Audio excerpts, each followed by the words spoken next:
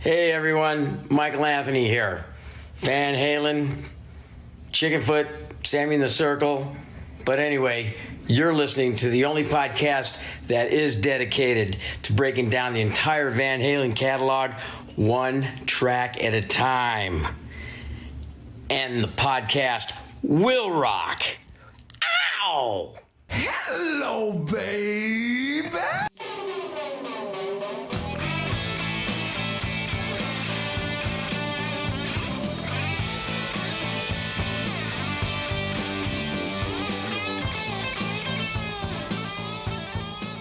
What is up, all you rockers, rockettes, and everything in between? You have joined us for a new edition of And the Podcast Will Rock. Welcome back to the show, all of our eager and very enthusiastic crowd, I would say, our audience. We love our audience, very enthusiastic, keeps the chatter going.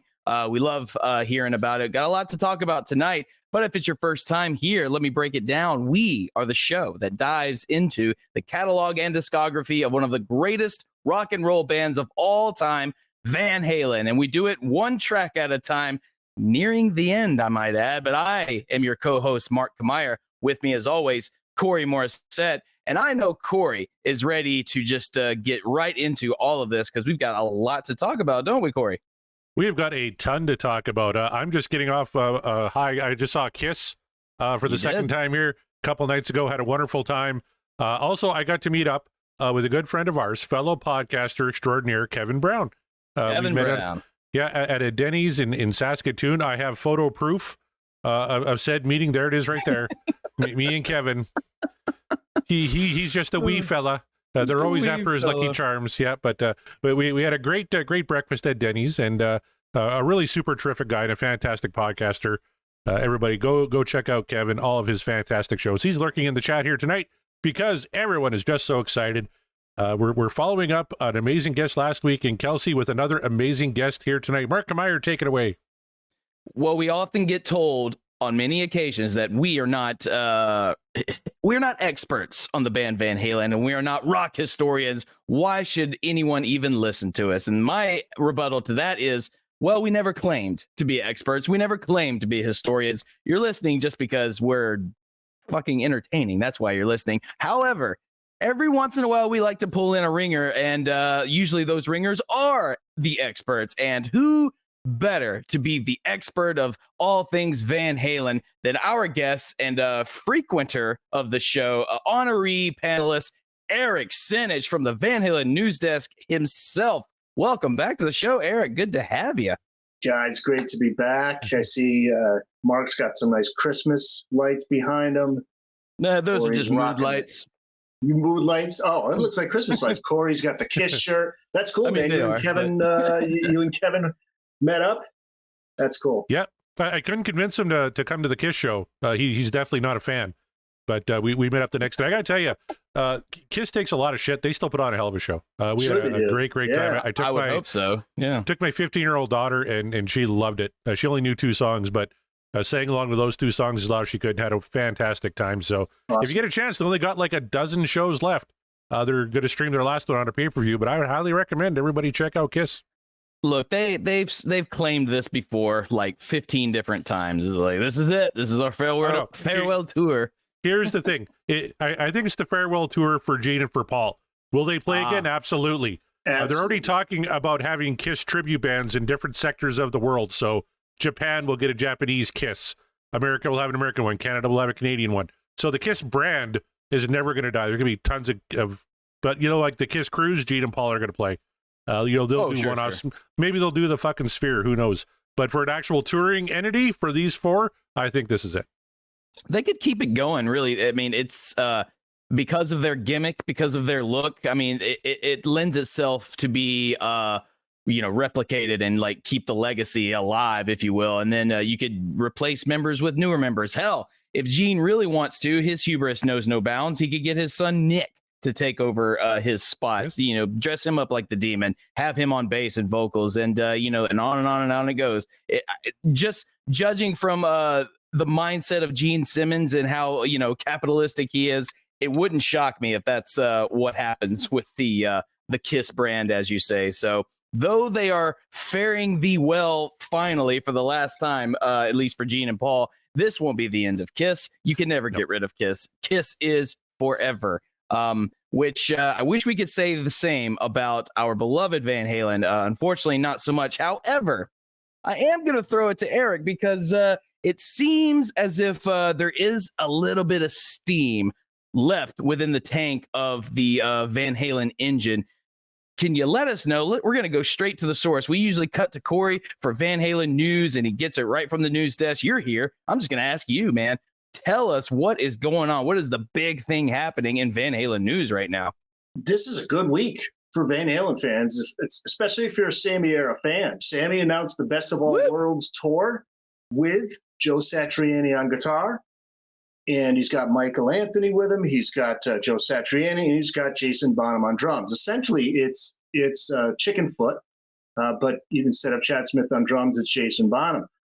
But the other big difference is that the set list is going to be really primarily Van Halen. I think maybe five or six songs non-Van Halen related. Sammy solo, maybe a Chicken Foot song, but most of it is going to be Van Halen. And they announced the news on Howard Stern yesterday, and they did play a handful of songs. I just put those up a few hours ago, short and sweet. Just put the videos up. You guys can judge for yourselves. Now, at this point now, they haven't done a whole lot of rehearsing. So I think even Sammy said no rehearsing at all prior to the show. So, but give it a listen. I mean, this is great news. And I know Sammy was teasing this announcement, and Michael Anthony had been.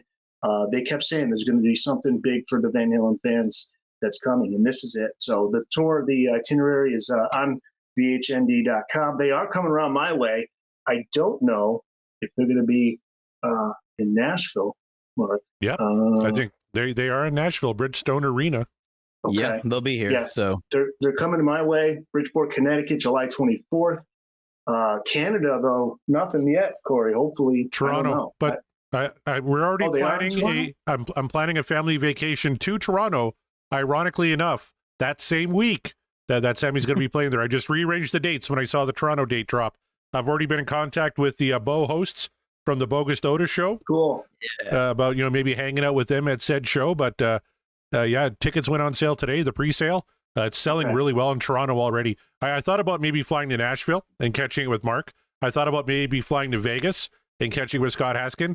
And I thought about taking a family vacation to Toronto. So I still haven't really settled on which of the three options I'm going to do, but I got to go and see this show. You're talking, 20-some Van Halen songs with Joe Satriani, Jason Bonham, Sammy Hagar, Michael Anthony. Like that's bucket list type shit right there. So I'm definitely going to try and catch the show. Yes, they're talking Finish What You Started, 5150, which is one of the all-time classic non-hits from the Van Hagar era. Best of Both Worlds, Pound Cake, right now, Good Enough. He's going to do Eagles Fly. Even some Dave stuff. More. Yeah. Well, Mike's going to do the Dave stuff. And they've invited Dave. They invited Dave and they invited Al. And we'll see. But hey, this is as good as it's interesting because Satriani was planned for the tribute tour with Alex, and then it was supposed to be, I think, Sam and Dave. They were trying to put something together, or maybe it was just Dave at the time. But yeah, I mean Satriani, Yeah, I was gonna say you're right, Jeff. The Mean Street intro, Satriani was, but that just shows you how great Eddie is. Satriani was kind of struggling with Mean Street. If you want to, you could play it. They did. You did mention that they hadn't rehearsed yet, so give Joe a break because chances are he just played it on a whim because the song was in his head. So he's like, I could probably look at my fretboard and figure it out. If he didn't get it perfect on the first try, we can forgive him for that. It's Joe Satriani.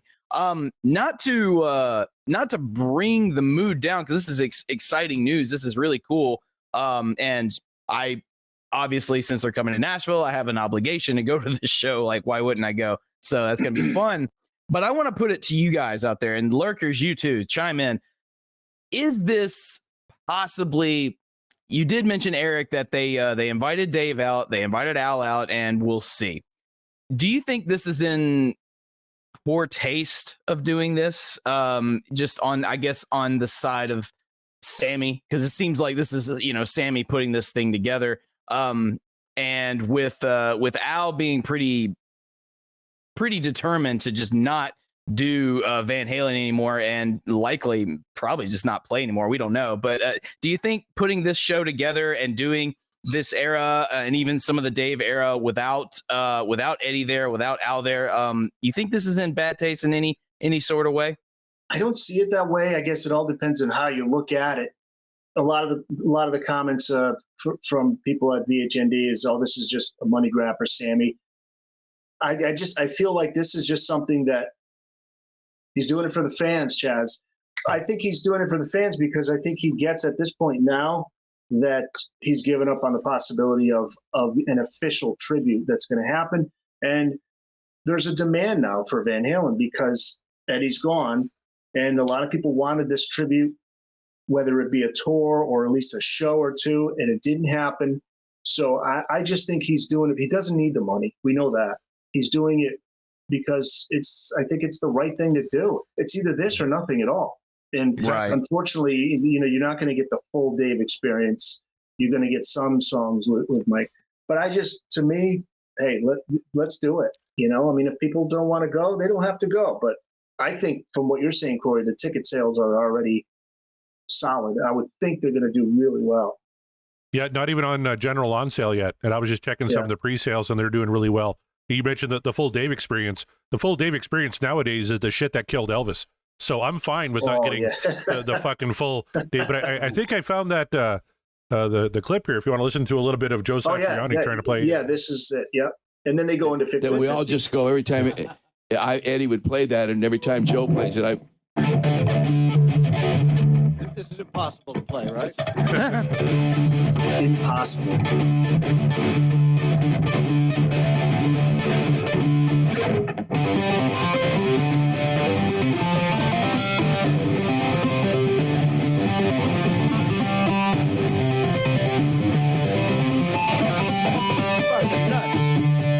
crazy. For all of you that aren't that familiar with it, That's nuts. Yeah, look, is it perfect like Eddie would play it? No, it's not. And they're straight up telling you it's impossible to do this. But it's Joe Satriani. We can give him the benefit of the doubt that perhaps before this tour takes off, there will be extensive rehearsals. He's not the kind of guy who's going to half-ass anything, but certainly not a project like this playing Van Halen songs. Come on. Give him a little bit of credit. I was just thinking too. I'm sure Satriani's got a thick skin. He's been around long enough. Oh yeah. There's going to be a lot of pressure on him. He's going to have people that are certainly going to praise him, but he's also going to have a lot of eyes on him in the ears, and you're like, oh, let's see what he can do. And no, it's not going to sound anything like Eddie. He's going to have to deal with that, but I think he'll be fine. I'm curious to see how Vic Johnson handled that news from Sammy. I'm sure he understands. Vic's more suited for the type of material that Sammy does, non-Van Halen related. However, he does a good job with the Eddie songs. But Satriani is the guy. He's the guy. Like somebody was just saying that, or Vi, or Nuno. Kevin Brown, big fan of Phil X. Phil X. Who, by the way, Kevin, did you know? I just interviewed Rick Emmett from Triumph, and Phil X was in Triumph. Was he in Triumph? Post Rick Emmett years. Oh wow. Yeah. Right on. There you go. So weird. Big stuff. news. Yeah, it is. It's very interesting. I'm glad they're doing it. It's a lot like it's kind of like the Pantera situation happening right now, where you've got two guys that are the two remaining original guys are out on tour, and then they've got well-known musicians taking in the spot. Zakk Wylde taking in for Dimebag Darrell, and there were a little bit of criticisms about that. Not so much for Zakk Wylde and his ability to play Dimebag Darrell's guitar riffs, because if you've ever heard Zakk Wylde, he doesn't have a problem playing anything Pantera has ever done. Also, he was very good friends with Dimebag Darrell. They have good sensibilities. the biggest question everybody had was, can Phil still can he still sound the same in Pantera? And I'm sure a lot of people are asking, is Steve Vai going, or I'm sorry, is Satriani going to play as good as Eddie? I'm sure this little clip here didn't solidify a lot of faith in people out there, but also remember, Satriani's been at this for a very long time. He's going to be fine. The biggest question I would have is what's Mikey going to sound like doing Dave's songs? Like, that's cool. I am very much into that idea. I am very, very much looking forward to that. I'm not worried about Sammy.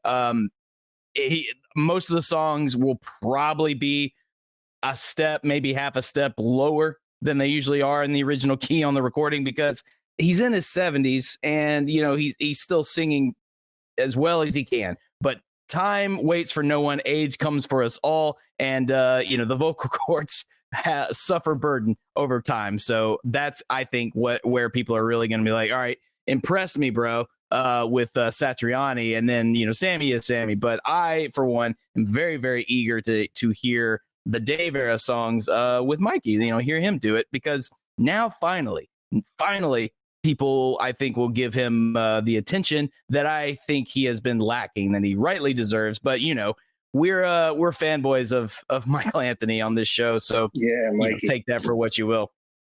One quick thing I want to add is I was thinking about this because I'm a huge Grateful Dead fan. And I know there's no replacing Eddie. That's obvious. But I think it is kind of a bummer because I think any band, you could just continue. Look at Leonard Skinner at this point now. It's just one guy, right? It's just Johnny Van Zandt, who's not even in the original lineup, but he's Ronnie's brother. But like what the Dead did, they didn't call it Grateful Dead, but it was Dead and Company. You could do those things, and clearly people still want it. The demand is there. There's a young generation of fans who are. I mean, I've gone to a few of those Dead shows, and it was like teenagers there. So I think that it would be great, considering we have everybody, willing and able to do it. It's just Eddie's not there. Get it. But I think you could still continue with the Van Halen name in some way, shape, or form. The music's never going to die. The music will never die. So you can have Jimi Hendrix experiences. You have those tours where you get, various guys coming. But I mean, John Mayer did, and I mean, Grateful Dead, Jerry Garcia is essentially the sound of the Grateful Dead. And he passes away, and they were able to do it in different incarnations. They're like, John Mayer is pretty damn good. That's just those are my 2 cents. I'm just saying. Right. Yeah. I don't want to see this music die. I just want to see it. Yeah. You could keep the name alive. Well, I don't think they want to see it die either. No, Foreigner's out there right now. I don't Company or whatever you want to call it. Yeah, you don't have to call it Van Halen, but Foreigner is touring with no original members right now. Yeah, isn't that crazy? Right. On their farewell tour. And, by the way, Loverboy is opening for this tour. Yes. And Mike Reno's voice is kicking ass. I haven't seen those. I've never seen him live, but I hadn't seen anything that they've done recently. And I went to YouTube, and he could still. I mean, he's nailing the high notes. What did I was trying to remember the song. Do do do do. What's that song? Oh, Turn Me Loose. Turn Me Loose. Yeah, and he hit the high note on that. Yep. Yeah, so it'll be fun. Well, right on. So that is exciting news. I mean, that's probably the most exciting of Van Halen news, say for Mammoth with Wolfie. Sure. But like as far as the past goes, like retro Van Halen news goes, like this is it's either this or nothing at all. This is the best I think it's gonna get. So I'm looking forward to it. Yeah, it is the best of all worlds. I think it very much can be. We just have to be open to it. The fans have to be open to it. I know that there's going to be a huge percentage of Van Halen fans that are absolutely not going to go on this tour because it's not Dave. Dave's not there, or they're not going to go because it's like, well, there's no Van Halen members in this band right now. It's like, okay, fine, but but it's a tribute, you know, it's a tribute. Sammy's not doing. I mean, we've been talking a lot these past couple of weeks apparently about Sammy's ego, which is hilarious to me because I would have never anticipated that's the one whose ego we need to talk about all the time in a band with like where we're talking about David Lee Roth all the time, and sometimes the not so great stories about, you know, Eddie and Alex and how their treatments with some members, but never would have anticipated Sammy would be the one that we're talking about has ego problems. And look, he might have an ego, but show me a rock musician, a frontman at that doesn't have an ego, and I will show you just a bold-faced lie. Okay, yeah. Healthy ego. You got to healthy ego. Get up on stage. You know, I bring that up just because like some people are saying like this tribute is like a cash grab. It's not. I don't think it's a cash grab at all. I mean, is there good money to be made? Sure, because look who's involved. But this is, as you say, like Sammy's doing this for the fans. Sammy doesn't have to do this. He is in no position to. He's not obligated to remotely do anything Van Halen related if he doesn't want to. He's been striving pretty great since then. He's fine. That tequila business is booming. I think. I don't know, but. Let's just take it for what it is. He sold it for like 80 mil. 80 right. million. He's fine. It's cash grab. I think not. This is because this is a man who is not ready to stop touring quite yet. He knows the fans want to hear him do some past Van Halen era stuff. It was only a matter of time. And it also, call it a bad timing or the right timing. Who knows? But timing was absolutely, I'm sure, a factor into all of this. So let's just celebrate that we're getting it. So check your local listings. Sammy's got such a great attitude. I think you should be looking to that as inspiration because the Stones fucking blew my mind. Hackney Diamonds is unbelievable. Like I can't believe at the age of 80. Yeah, you know, so you have to look at it from a different perspective. I mean, it's inspiration as we get older. You know, Sammy's living his life, man. He's not sitting home, you know, staring at the fucking wall. He's living life to the fullest. So it's just funny because he's always got such a great attitude. And I know he's had his battles. Of course, he sure. It's just, we can get into that all night. But the rock star living the rock star lifestyle. He's not ready to let it go. And to his credit, he can still pull it off. So why should he? So that's hell yes. He'll get all the support from me, and cannot wait to see that happen. Also, can't wait for Extreme to make their way around my neck of the woods, because I am going to display that Apologies to Gary shirt proudly. Yes. And I just really hope he sees it. And I really hope there's a lot of other people in the audience in Nashville that are wearing the shirt as well. I want my dream to come true. We need an play army. Beautiful Girls. Make sure you record that for Kevin. Yes, please. Beautiful Girls. Make sure. It'll be a selfie, a video selfie of me, like just kind of like shaking my head slowly, you know, pan the camera down to the shirt. Apologies to Gary, but then go like, I don't know. I'm not apologizing for this. Kevin just hates that song. It's not a good. In his defense, it's not good. I tell you what, to change the subject here, so we've been talking about this for about 20 minutes. We have a new girl song. It's by David Lee Roth. It's called High Fashion Girl. Yeah. Oh, please don't. You'll never know how much I really love you. Oh, you'll never know how much I You go, Dave. really care. Here we go. She's my high fashion girl. It kind of sounds like Beautiful Girls by Extreme. She's my high fashion girl. All right. Well, yeah, David Lee Roth released another All right. song from the 07 sessions, dubbed the California Sessions. This pairs with Summer Over the Rainbow Bar and Grill, Low Res Sunset, Giddy Up, Alligator Pants, Pointing at the Moon, Nothing Could Have Stopped Us Back Then, Mandabala, and the recently released The Shit That Killed Elvis. Mark, I can tell you're a big fan. I will say it certainly sounds like a step up from The Shit That Killed Elvis. That's for sure. You gotta love Nothing Could Have Stopped Us Back Then anyway. That's a gooder. That's absolutely. like damn good, the sequel. Yep. There are some good moments. I love Pointing at the Moon. I love. It wasn't bad until the chorus. Scott says Chaz is a big fan of how David sounds. He sounds better on this track than on most of the other ones, so I'll give him that. I think the chorus was the saving grace so far from what I heard. Whereas the Dave coming in on that verse was just like, you're not finding the pitch at all, dude. Where you at? But I digress. It's fine. I'm just going to walk around every day, just going up to strangers. Manda bala.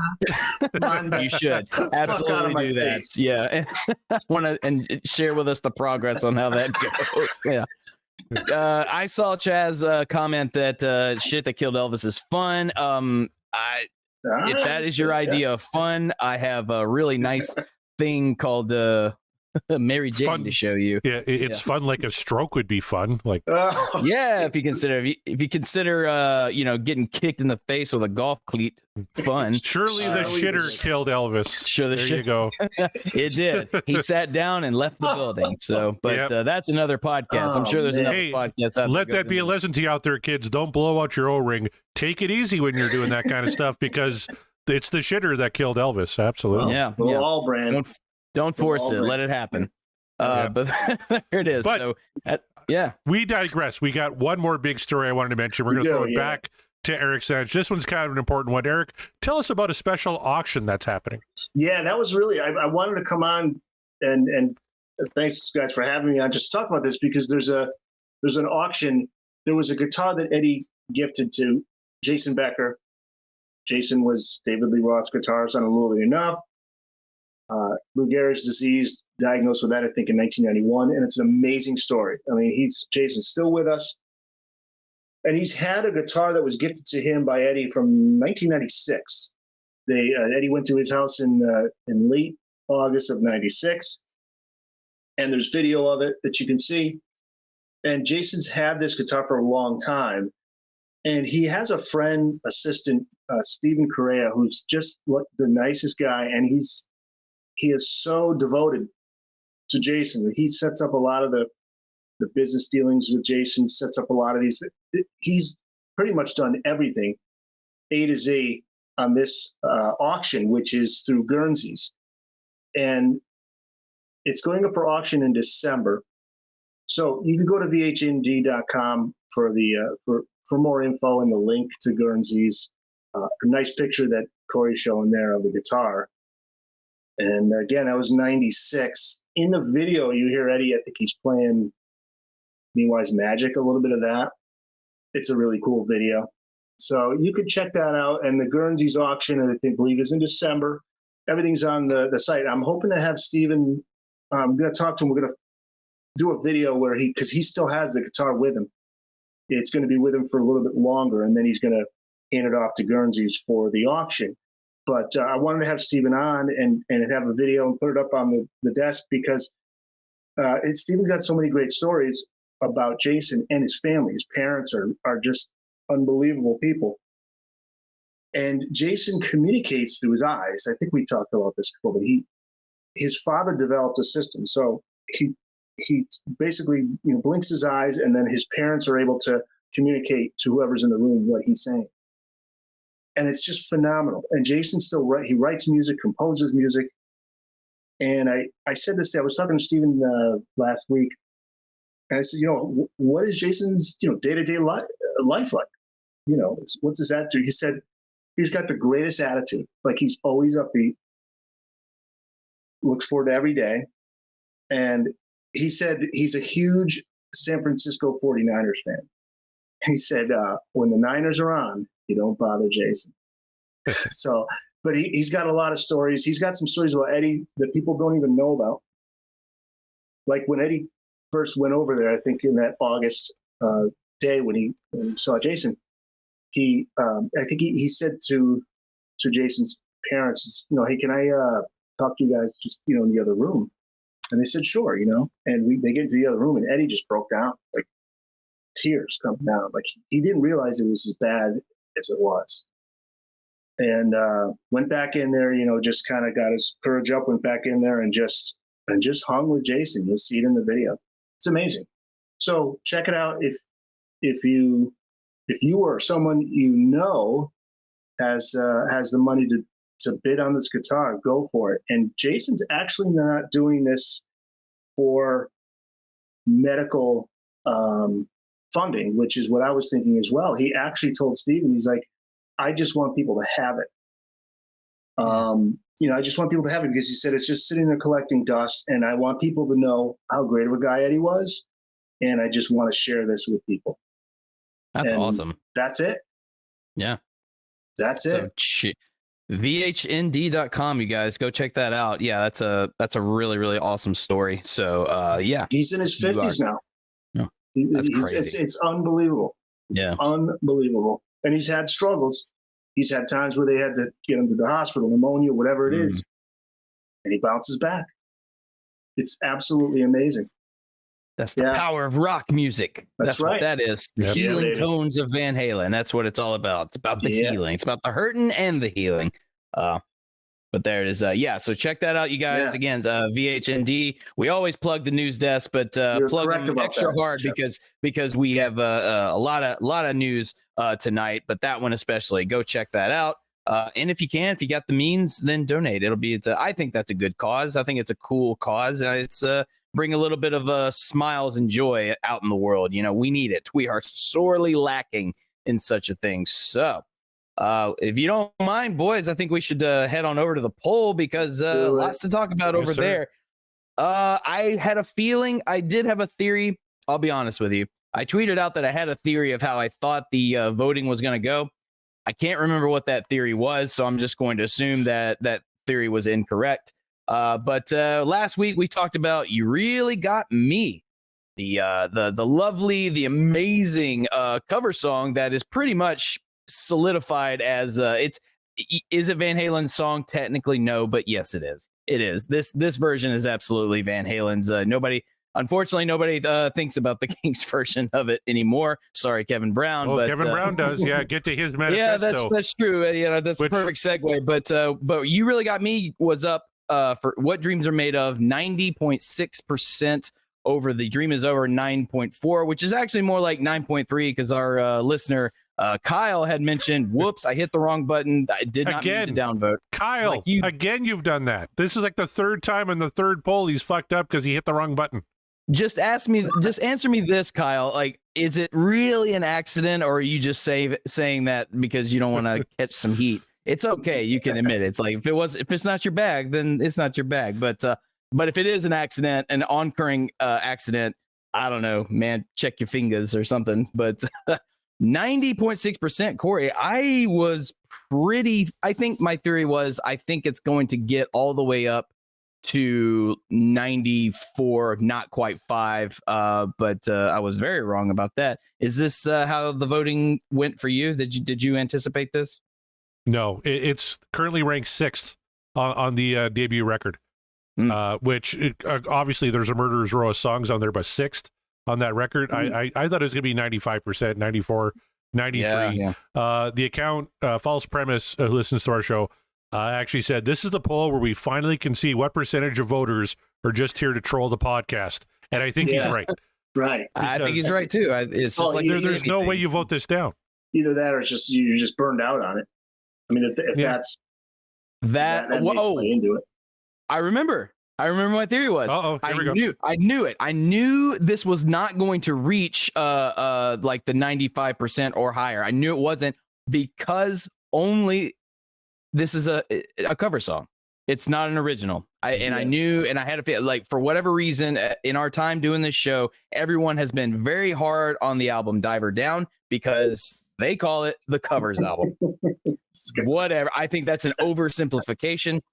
Yeah, that's true. Scott's right. We got him to talk on the show, so it's a great strategy. Yeah, there's better ways to get us to talk about you on the show than fucking up Damn the poll. Damn it, Kyle. Join the Patreon like everybody else. Throw us a buck. We'll read your tweet. Yeah, just throw us a buck. It's fine. But yeah, that was, I think that was my theory. It's like, it's not going to reach the height that I think it should, specifically because it's a cover song. If this was an original, I really believe people would have voted it higher. But again, it's just a theory, just a hypothesis. I could be very wrong. I've got nothing to prove that. But history and the conversation we have had during the show would indicate that that was probably the way that it went down. But Kevin, the aforementioned Kevin Brown, podcaster extraordinaire, had some thoughts about this, being a Kinks fan, and he says, one, I never usually write manifestos, but I think as a Kinks lover, it seems appropriate. If a little self-indulgent. So okay, we're gonna indulge him. Yeah, we're gonna indulge him. He wrote quite a lot, so bear with me. 10 tweets. Do I think this is better than the original? No. The original is one of the greatest rock songs of all time. It was written in 1964 and was one of the first songs Ray Davies ever penned. Moreover, he wrote it on the piano. Okay. First of all, he wrote it on a piano. I could give two shits. I don't care if he wrote it on a recorder or an accordion. It doesn't matter. He could have written it on his brother Ray's butt cheeks. We don't care. He could have written it. It's not as good as Van Halen. Desk. Like, who gives a shit? Like, John Williams writes all of his compositions on the piano first. Yeah. What does it matter? You know that horn section is still coming in to kill it. Poor Kevin. Like, I don't. All right. Anyway. But as he, back to Mark, I'm going to put you back in solo mode so I can take a little nap because you got like 8 more tweets to go. I know I've got a while, so bear with me. Dave Davies realized almost immediately that it would sound better on guitar. I'm sorry, I'm laughing at Kevin's comments. 2 chords, 5 notes, and it moved the needle on rock music forever. Wow, you are giving a lot of credit to. Okay. Now, Van Halen's version is as good of a cover as one of the all-time great songs can be, but like Paranoid, Smoke on the Water, or Black Dog, you can't improve it, quote unquote. What Ed does on the song is a piece of genius, though. He stays true to the song, but spins it Van Halen just enough. It's a masterclass in performance. As a mainly Sammy guy, this is maybe my favorite Dave vocal. But this is in his wheelhouse. It's lyrically about a groupie, so of course Dave gets it. And he nails it to the wall, pun intended. Likewise, Al and Mikey are just on fire, and they don't stray too far into needless overplaying. They stick close to the heart and bones of the original. This song also highlights exactly my problem with most, probably all non-Kinks Van Halen covers. Every other artist who they cover, they overtly Van Halenize and try to squeeze into the Van Halen mold. Don't you do it, Corey. Don't. They don't need to do that with this song because the Kinks are the genetic rock and roll ancestors. No Kinks, no Van Halen. All Eddie needs to do is touch up the paint and add some new curtains. With the other covers, he has to re-shingle, finish the basement, and remodel the entire ground floor to make it fit. That's a hot take. Okay. The only reason the Kinks aren't talked about in the same breath as the Beatles is because the Fab Four were good-looking and likable. Oh boy. Whereas the Kinks were fronted by a misanthropic, horse-faced genius and his equally arrogant brother, you literally just described Oasis. They hated each other, probably because they just didn't like anyone who wasn't themselves. Again, Oasis. But they were and are one of the greatest of all time. He finally concludes with excellent song, excellent cover, excellent episode, excellent guest. Here ends my white paper. Or is it brown paper? Either way, you didn't ask for it, but I gave it to you anyway. Holy shit, boy, did we not ask for so much of what's going on in this thread. But, Kevin, again, we love you and we appreciate you. And I for one, love the little mini manifestos. Okay, cut the shit off, please. Oh, it's killing me. I'm with Kevin on that. Having said all that, Kevin, this was not a manifesto. This was a digression of the highest order. And as someone who loves to digress and often can't help himself but digress, I gotta look at you and say, bro, come on. I vehemently, however you say the word, disagree with you on. I can't even hear myself think. Thank you. Oh my God, Jesus Christ. I very much disagree with you about Van Halen. With all their other covers, they have to build from the ground up, and they have to like put up the roof again on the house and do all that. Whereas with this one, no, they don't. And I would just say, I don't think they do that with any of their covers. I don't think they re-shingle and re-roof. They're not building a house, Kevin. They're playing a song. Whoa, are you bringing house metaphors into this? No. They're not doing that. There it is. Yeah. Like, come on, it's fine. It's fun. You know, I like the original song, but I mean, Van Halen's just sound better to me. So there's a great story Dave Davies said when in the late 70s the Kinks played a show somewhere here in the States, and after the show the fans are meeting them backstage, and one of them goes, "Oh, Dave, you guys cover of Van Halen's You Really Got Me is awesome." Yeah, that pissed them off pretty bad. Yeah, thanks. Yeah. oh yes, it did. But anyway, so we're gonna move on. But thank you, Kevin, for that insightful. We should have known ahead of time that it was coming. But truth be told, I bought him breakfast at that Denny's in Saskatoon so that I could rip him a new one when we talked about his manifesto on the Kinks, which is fine. It's a great song. They don't perform it overly great. Ray Davies' voice always bugged the fuck out of me. I tend to think the covers are usually better than King songs. I'm including Waterloo Sunset by Def Leppard in there too, Sunset, yes. Kevin Brown. Yeah. Oh, he's going to yell at me now because he hates that version. But I thought Def Leppard did a good version of it. Yeah. But look, Kevin's he's in the Patreon, and therefore, when he tweets, we guaranteed to read it on the show. So he's earned it. He's earned that manifesto, and there you go. So if you want to be like Kevin and money, and this is the way you treat him. It's true. It's true. Yeah. Look, I bought him breakfast. We were gonna take the piss out of him regardless, and he knew he did that. not. That's why I can report he did not get the moon over my hammy though. So oh well then.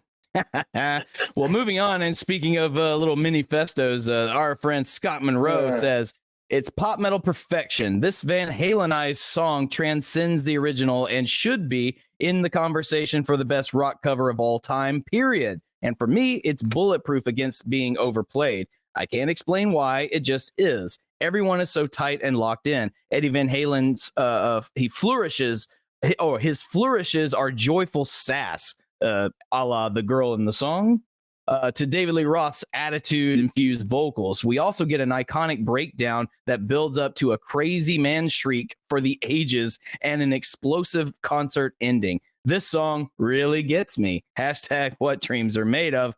Beautifully stated. Beautifully. I mean, there's nothing I could add to that. I mean, Scott nails it. I appreciate Kevin's perspective, but Scott nails it. So there you have it.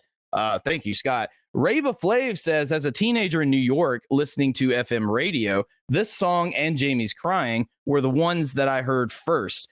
Since AOR radio was still current, you would still hear the Kinks version just as often. Van Halen's version is a swaggering take, and yet another with that great Eddie Van Halen solo intro. Absolutely, it is. I mean, it just works. That's what it is, man. It's the swagger of how they perform the cover. That's I think, not to mention they have the benefit of at that time modern technology to help the tone sound a lot better than the Kinks. But I mean, that's just the tip of the iceberg. Brad Gould says, quintessential Van Halen. The sound is raw. The notes hang in the dead space, giving this song an authentic feel and vibe. The harmonies are perfect. Alex shines, but hearing that raw driving rhythm right after Eruption is Eddie Van Halen whipping his out and daring anyone to compare. Hashtag what dreams are made of. Yes, first dig joke of the night. Awesome. Jeff Brewer says it's pop metal perfection. This Van Halenized song transcends. Oh, wait. Jeff Brewer is literally quoting Scott Monroe in his tweet. That's fair, because what did I just say? I literally could not have said it any better than Scott did. So Jeff decided not to even bother. He's just going to quote Scott Monroe, and he gave him credit. So thanks for that, Jeff. And thank you again, Scott. Davey Lee Smith, friend of the show, says, one of the best cover songs of all time, in my opinion. Hashtag what dreams are made of. Very simply put, there it is. And then we had, that's it. All right, that was our patrons. There you go. Again, you guys, if you want your tweets guaranteed read on the show, join the Patreon like Evan Brown, and you can just tweet as much as you want and go on digressions about, God knows what. And I'll read it because, he's a loyal patron. So you be a loyal patron, and I'll read, I'll literally read whatever you put out within reason. Of course, don't make me read something completely absurd. I mean, I'm all for absurdities, but help me out. So there you have it, you guys. What say we move on to our best thing in the whole wide world other than listening to Van Halen, and that is guessing what song we want to have and what song we want to talk about. Say it with me, everybody. Manifestation Oh, it's time. manifestation. Woo! There we go.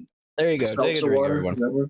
Perfect. Yep, Perfect. that's what's going on. So, let's see. I Only believe 24 to choose from. Yep. only 24. We can read the wheel very clearly, and that is alarming.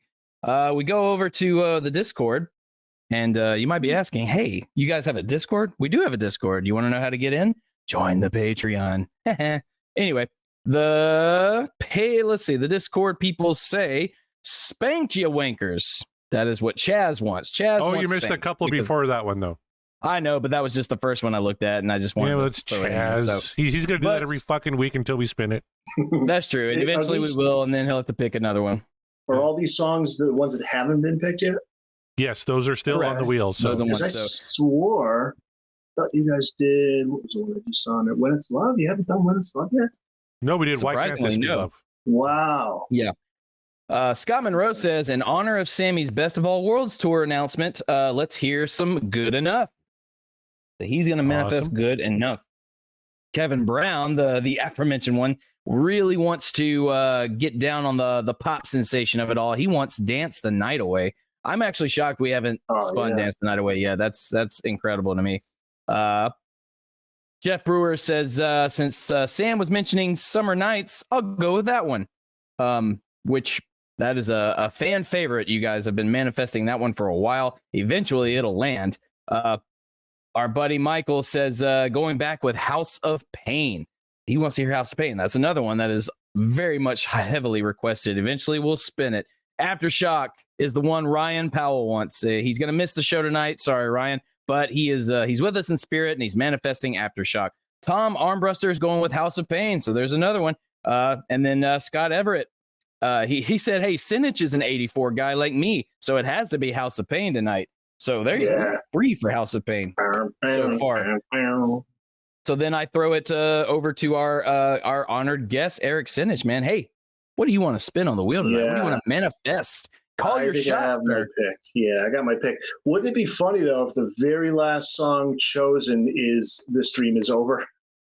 That would be hilarious. I'm going to go with maybe my favorite song off of Balance, Aftershock. Ooh. Yeah. Another balance. track. Although All right. I don't know, maybe I think Seven Seal might be my favorite. But anyway, yeah, Aftershock I love. Let's manifest that sucker. There you go. So that's another one for Aftershock. So we've got some reoccurring ones here. I throw it to you, Corey. What do you want to manifest for the show? Well, I tell you, I got my my copy of the collection, Volume 2, in the mail last Friday. The first record I spun was For Unlawful. Sounded great, save for 2 songs, which we haven't covered yet. And then I put on OU812. And for all the people who are saying I can't hear a difference when I listen to OU812 remastered versus before, it's night and day difference to me. I can absolutely hear a difference, especially on vinyl. The vinyl version of OU812 much better remastered. Yeah, it's been on my turntable ever since. I've had it for 3 days straight. So I want to manifest a song from OU812. I want to hear a little Black and Blue. Yeah, Black and Blue. Yeah, that's another heavily popular manifested one. You must have some really good speakers or a good amp to Yeah, it's not too project bad. Not those. too bad. Yeah, all right on. That's what it's all about, you guys. Yeah, vinyl sounds good, but if you got shitty speakers, it's gonna sound like shit. So always Thank you, Michael. keep that He in mind. says OU812 sounds amazing as well. Yep. There he is. Right on. yeah. As for me, well, by proxy, I'm not gonna manifest Amsterdam tonight because if we spin it, then we will not have another guest, and that would make me very sad if the other guest wasn't here for that. So not going to manifest it. Don't want it. Not gonna do it. I want to hear a Sammy track, and in fact, it was mentioned earlier, and I know it's going to make a lot of people groan and roll their eyes, and I do not care. I want to hear When It's Love. All right. Give me the ballad, Nothing wrong all with the that. ballads. So I really hope they manage to throw that one on the set list. Maybe they won't, I'm but it would be sure. cool. No, I It would think be really cool. Yeah. yeah, I think because it'll be they've good. even been playing it on the last tour when they were playing maybe 5, 6, 7 Van Halen songs. That was definitely one of them. Right on. Okay, good. Yeah. Then that makes the anticipation all the more Odds are exciting. good. So, Yep.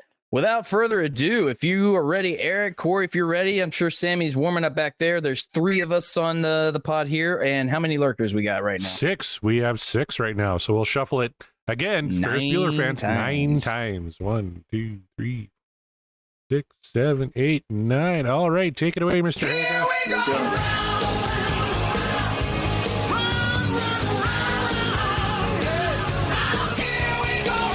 Oh my! Oh, it's going to be a Sammy track, and it's going to be For Unlawful. It's Top of the World. Yes. All right. We found the secret. We've been trying to manifest fuck album songs for quite a while, and a lot of the times we were just shit out of luck because the wheel she be like that. I found the secret. We have to just go completely away from For Unlawful, and she'll spin it. So I got you, wheel. I got your number. Top Nice. of the World. Well, I mean, I've talked about my my love for Unlawful for a long time. It's the first album of Van Halen that I listened to in its entirety, like the actual album, instead of just like picking little songs here and there. So I've got a special connection with this album and this song. So that's what I'm gonna say. Any fond memories, without showing your hand, gentlemen, do you have of Top of the World? You want me to start, Corey? Sure. Yeah, go ahead. Yeah, Top of the World is it's pretty well known now that the riff is taken from the riff that was at the tail end of Jump, as the song's fading out, and then also Eddie plays it at the end of Dance the Night Away in the US Festival. Could be wrong. But I love Top of the World. I love it, man. That was, I remember when I first got that album on cassette, that was one of the songs that really stood out to me, like instantly, like, yeah, this is going to be a hit. And it was.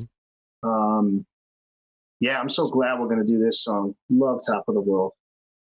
The only track from this album to break the top 40. Right. And then they released a live video and a regular in-studio video. Yep. And there's also a favorite of Eddie's anyway, a guitar player on background vocalists. Anybody know who? I bet you Eric knows. Steve Lukather. That's right. Yeah.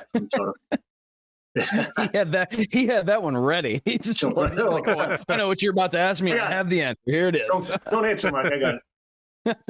Hey, by the way, guys, I got to show that. I forgot this. I just got this sucker from very nice. It's Eddie's the latest Funko you can get at Van Halen store. But check it. Oh, you're cool. Now, there's another one I got from Ramses Rios, who's done all those amazing David Lee Roth animated videos. Have you seen those? Mm-hmm. Put them up on the VHND. So, thanking us for putting those up on VHND, Ramses made his own David Lee Funko. Oh, look at that. Look at this. Look at the shiny shoes. That's from the California Girls video. Isn't that cool? Oh, that's perfect. Thank you, sir. Thank you, Ramses. Anyway. So, Corey, you were talking about, it was recorded in 91, but they played the main riff in 1979 during Dance the Night Away. 70. Well, I think it's during the Arts Festival at the tail end of that. I'm just looking off Wikipedia here, and it says the main riff for this song was first played live on the Van Halen 79 World Tour. Really? During Dance the Night Away. Yeah. Holy sh! So even earlier than we thought. How dare you get that correct? Well, who knows if it's correct? It's from Wikipedia. I'm just throwing it out there. Well, hey. Yeah, interesting. But this is one they're probably going to do on the Best of All Worlds tour, I would think, right? Yeah. Top of the World is a... Yeah. Kevin Brown says one of my favorite Sammy vocals, brilliant tune, top to bottom. Yeah. I'm not going to tip my hand, so I'm not going to say if I agree or disagree with Kevin. I've spent most of the night disagreeing with Kevin, so we'll see if I get back in his good books on this one. But Top of the World, and this was a big album for me in 91. I was kind of really getting back into Van Halen in 1991, so this track really sticks out for me for a lot of reasons. And I know Mark is a huge fan of For Unlawful, so you got to be pretty happy that we spun this one here tonight, eh, Mark? Oh, I'm happy. Well, I might be happy. I don't know. We'll see. We'll listen to the song, see how I feel about it. Fair enough. Well, let's get right into it. Did you get it, Corey, when it came out? I remember that on. Oh yeah. In those days, it was Tuesdays, right? New release. Yep. Tuesdays. I remember that. Went to the mall. I got it at the Come and Go in Plentywood, Montana, Cool. on cassette. Come and go. Come and go. Oh, that was The old ejaculate and evacuate. ejaculating. That's right. Ejaculate and evaporate. All right. Speaking of ejaculating, let's listen to a little Van Halen. This is from For Unlawful Carnal Knowledge. This is Top of the World.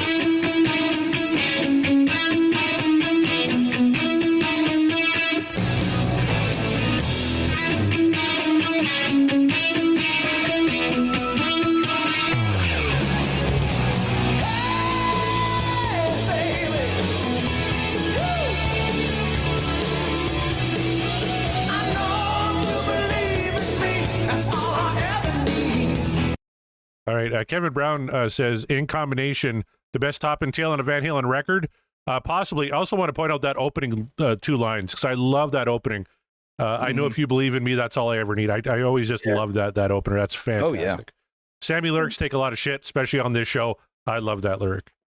And Al's snare. I love the snare. Oh, yeah. Oh, his drums Drums never are sounded big on better, this I think, album. It's great. Yeah. And we get Mikey. Boom. Yep. Oh, yeah. We got a great Sammy, hey, baby, at the beginning. Like, you can't ask for anything more to kick off a Van Halen tune, right? Just feel Exactly. good. It's a classic feel-good Van Halen song. Yeah. That riff, man, it's Yeah, uplifting. uplifting. Rock and roll joy. Scott Monroe says it perfectly. 100%, Scott. Michael Triplett also got it on cassette. Good man. Yeah, I had it on Yeah. cassette and CD back in the day. So, Yep. all right, let's keep going.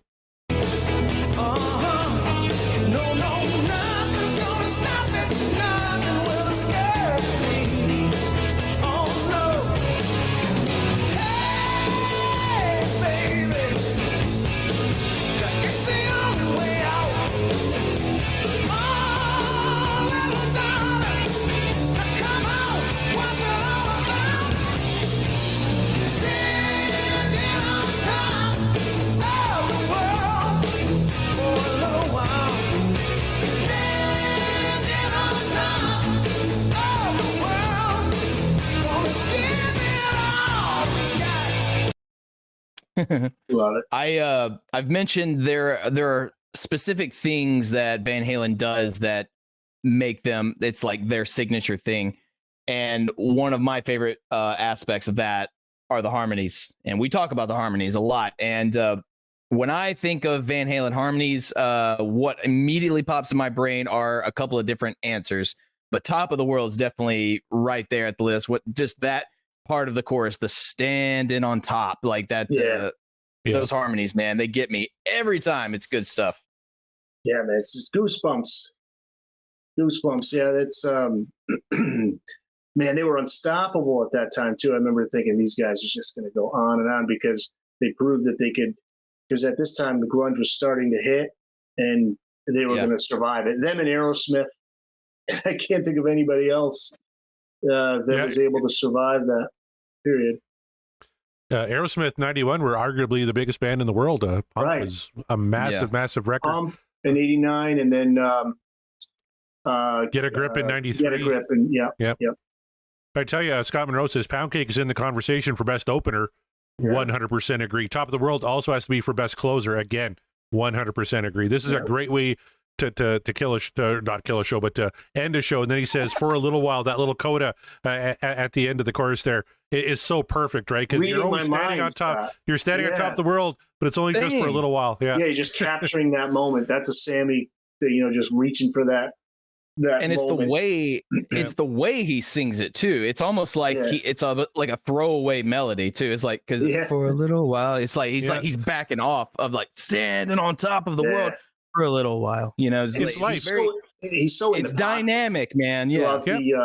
Throughout the verses, he's like so in the pocket. And by that time, they were just locked in. Yeah, everybody has that moment where they're standing on top of the world, and you want to scream it from the mountaintops. But then you kind of just for a little while, because eventually that trough is going to come and a little rain must fall. But Michael Triplett asked something interesting. Part of a tough top three to choose from this album. My top three are I'm tipping my hand. Top of the World, Pound Cake, Runaround are my top three from this record. How about you guys? Would Top of the World kind of be in the conversation for the top three? Oh, ranking the top three off the album. Maybe not. I don't want to tip my hand. You don't want to tip your hand? Let me think here. I think it does have to be. I would say Pound Cake. See, the thing, I love Judgment Day. I That's a gooder. absolutely love. It's a really good one. Yep. I'll would say, In and I'll Out, say I have a right- soft spot for. yeah, I'll say Right Now and Pound Cake are two in the top three for me for sure. I got to go with Pound Cake, Judgment Day, and then Top of the World. There you go. And which is, I know a lot of people love Runaround. It's hard to Love Run Around. not put in the top three, but I know. Judgment Day is just badass. Thank you for not picking Pleasure Dome, Yeah. which Man, I don't know how to may get hate out of more than this Spanked. place. I don't know. Well, I can't wait to get to it. We will find out when we spin it. Let's get back to Top of the World, though.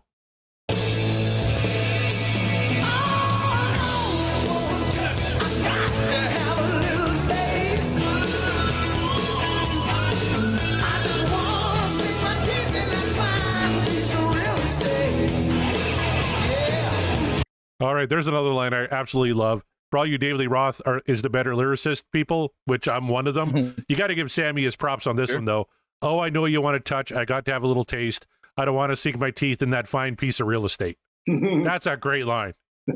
I wonder how the week before 2 weeks ago there was someone who was just very much angry at how we were fawning over Can't Stop Loving Can't You. Stop Loving You. And just absolutely hated the content of the song, the lyrics especially hated. Says it's absolutely Sammy's worst lyrically. Can't Was it Stop Kevin? Loving You. It No, it wasn't wasn't Kevin. actually. No, Oh. it was another guy. Kevin really liked that song, actually. Okay. Yeah. So I'm curious to know how if he felt that way about Can't Stop Loving You, like I wonder how far away, if that one was the worst, like how close is this one? Because I personally found Can't Stop Loving You's lyrics to be some of Sammy's best he's written. And I've conceded that Sammy can dish out some real bad lyrics. Like I have accepted that. I understand it. I mean, David Lee Roth does too, but it's fine. But yeah, as you say, Corey, but when Sammy nails it, you got to give it to him. And I thought he did in that one as well. And this one he's nailing so far. So I'm just very curious to the anti Hagars out there. How do you feel about the lyrics on this one? I know we got some top threes coming in from our lurkers in the chat. Kevin Brown says Nice. Pound Cake, In and Out, Top of the World. Great top three. Chaz says Man on a Mission, which is a fantastic song. Run Around and Pound Cake. Fantastic Good top three as well. So yeah, keep those top threes coming, all you folks in the lurker chat. We'll read them out there. There's some good ones there, yeah. Oh, Yeah, then Scott these Everett's are like, wow, I'm solid late. lyrics. Top of the world. Haven't we all had that feeling a few times? Abso-fucking-lutely, Scott. Yeah. Yeah. Just a few, not many. Solid lyrics from Sammy on this one. Yeah, you got to give 100%. him. Got to give Give him the man his props on props. this one. Give the man But his yeah, props. But that is a great line, Corey, as you pointed out. All right, let's get back to her.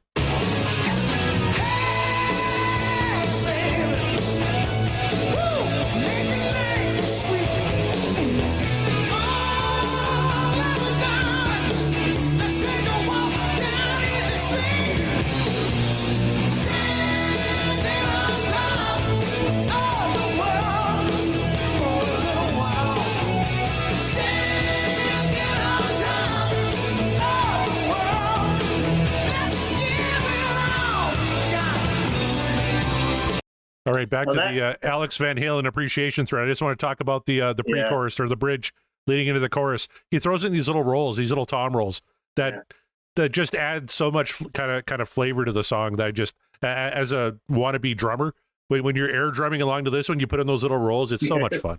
Like a falling down the stairs. Yeah, just a yeah. And Eddie doing the in that particular chorus, the little tapping.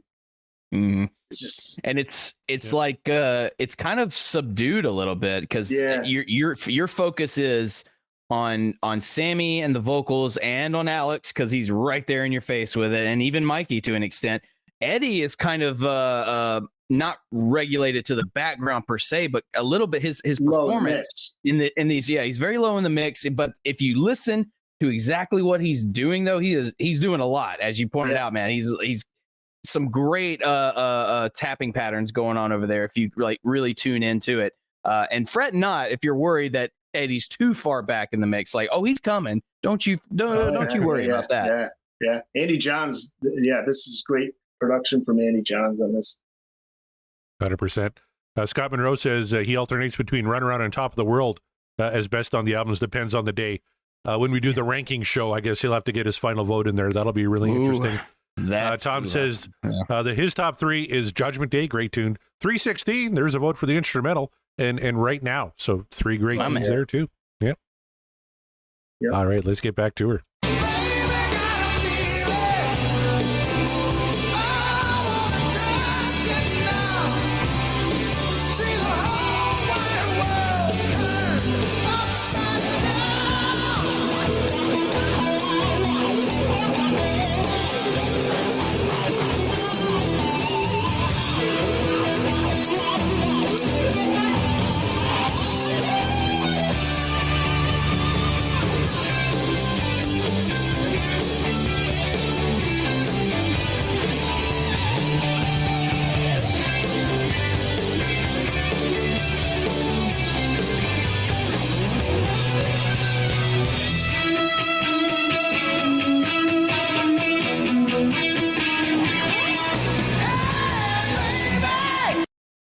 Man, that's all right, Mark. Two-part solo. You know, it just combined into one. Yep. Your thoughts on the guitar solo, Mark? It is not Eddie's most flashy whatsoever. We know that. And he's not going for flashy whatsoever. What's he doing? What is he doing for this particular 2-parter solo? He's playing to the song. And when he does it, he does it so well. Honestly, it doesn't even so much like listening to it this time, it doesn't even feel so much like a solo. It feels like this is just the natural progression of the music itself. Like this, of course, like Eddie was supposed to go in this direction. Like this is the movement now. This is how the movement is composed. At no point did I feel like, here's Eddie's time to shine because it's his solo, whatever. No, this felt like a band effort. It just felt like another member. That doesn't, I'm not trying to diminish the solo in any way. I'm just simply saying it felt like an organic progression, and it flowed. It all flowed together very nicely. And frankly, because of the mix, it felt like it was a Michael Anthony and Eddie sort of like not a duel in the tradition of you play this, I'll match it, and then we go at it. No, it was more like here's our progression. We're both growing at the same pace. We're both doing our own little things, but we're coming together. We're interweaving. And maybe that has a lot to do with the fact that that Loki finale, so I'm thinking of branches and timelines and shit. But anyway, all that to say, it all flowed very nicely together, very beautifully, almost like it wasn't a solo at all. It just felt like it was another movement of the track, but that's how I felt about it. Yeah, and the harmonies just before that. Yes. Yeah. And I love what Alex is doing. The second half of that solo, I don't know if he's playing a crash cymbal or a ride cymbal or even just an open hat, but what he's smashing on the cymbal there during Eddie's second half of the solo, it's so, like, the drum work on this is so great. And it's mixed so, like, Andy Johns, of course, has mic'd up some of the best drummers in the world, John Bonham specifically, right? But the drums on this record sound so great. I just love that this cymbal sounds so clean on this record. So let's go. We got some more top 3s here. Dream Is Over, Runaround, and Top of the World for Jeff Brewer. Can't go wrong with that. It will probably change by tomorrow. I feel that. Yeah. He also says that this song falls in the same formula as Can't Stop Loving You. They're both very similar to Dance the Night Away. Both Dance and Top are much better songs and not about Sam's ex-wife. So there is that. Yeah. And everybody is throwing out some love for 316. 316 comes before this on the record, so we're going to play it. After we're done with Top of the World, we'll hear a little 316 here tonight, too. Hell yeah. All right. Let's get back to Top of the World, though.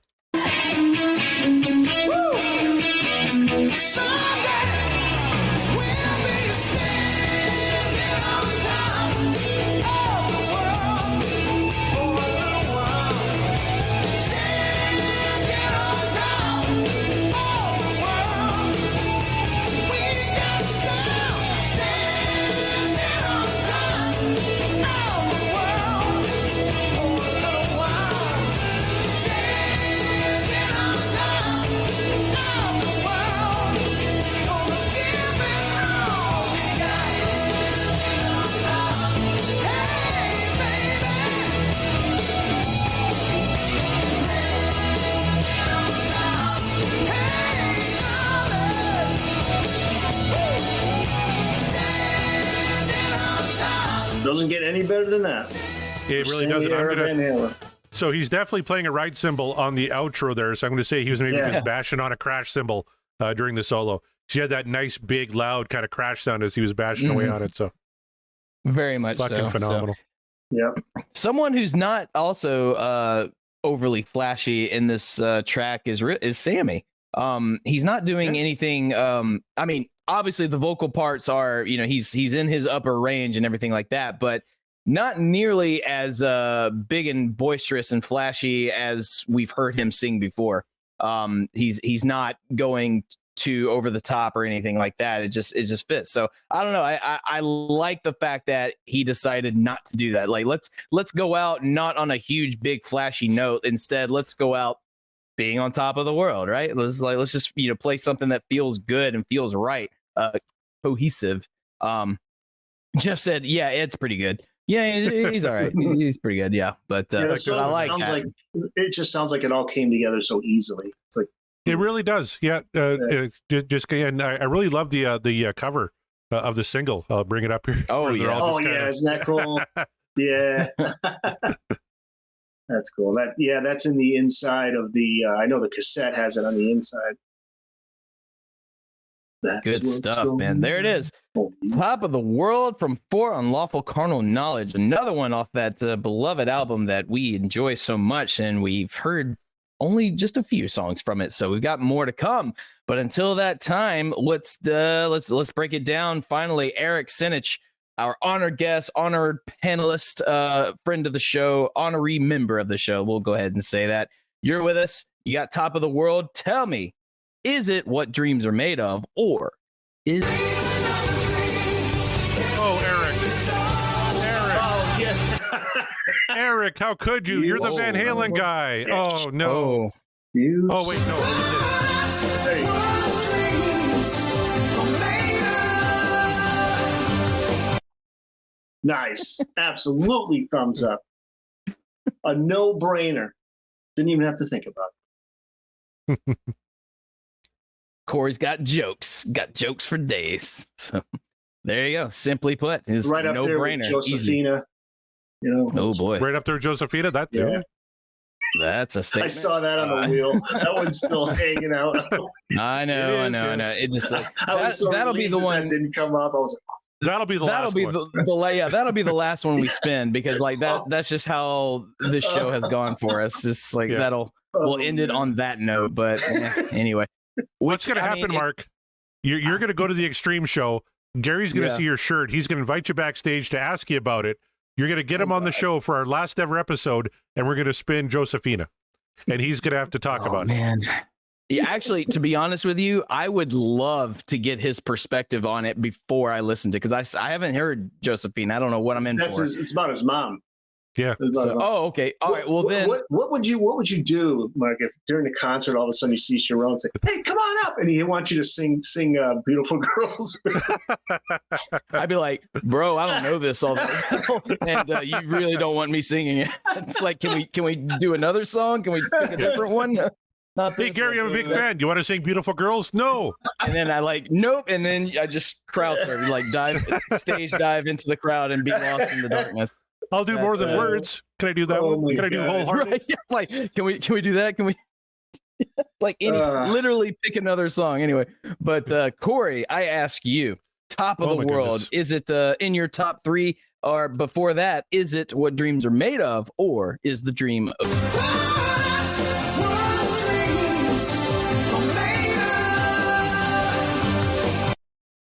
Top 3 from this record. Top 5, maybe, Sammy Van Halen tunes. Love Top of the World. It's one of my favorite Sammy Hagar songs. I can't tell you guys how excited I was when I heard. I was in Saskatoon. We're just done the Kiss concert when I heard that Sammy had announced his tour. And so I'm obviously looking. Is Sammy coming anywhere near? Because he never does. He's only doing 28 dates. And not even like a Minnesota. Like nowhere within like a 2-day drive of me. He just doesn't like you, Corey. He fucking hates me, and I gotta talk. We're gonna get It's too cold in Darren. Canada. He's all Yeah. about, Yeah. No, I get that absolutely, but we're gonna Darren and Brent from the Bogus Oda show. I'm gonna try and get them on next week. We want to talk about their cool. interview with Sammy Hagar. They interviewed and- Sammy, yeah. yes. They did, and they just got 8th row for the Toronto show. So Nice. I'm trying like hell. I got some Air Canada vouchers. I'm ready to cash them in. And even if I got to sit on the lawn at the Budweiser stage in Toronto, because they're doing it on the lake, it's going to be a fantastic show on July 31st. Nice. Long weekend in Canada. It's a Wednesday night. I don't care. I got to see the show because I know they're going to play this song, and I'm just going to be deliriously happy. I love the Dave era. I love the Sammy era. I just love Van Halen, and I love this track. I don't see how you can downvote this fucking thing. It's just so damn good. Yeah. The musicianship is top-notch. If you're a fan of drumming at all, the drums sound amazing. The harmonies are amazing. You talked about Sammy just kind of toning it down a little. Like, he's not, on Dreams, he's not taking it higher and higher and, like, trying to blow his voice out. Right. He could sing this song in its original key today and make it sound fantastic. I don't see how you can vote any other way, but Mark Meyer, you've surprised me before. You have not tipped your hand in this episode. You have not given us your top three from For Unlawful, other than to say right now would be in there for sure. But what is your official vote? Is this what dreams are made of, or is the dream over?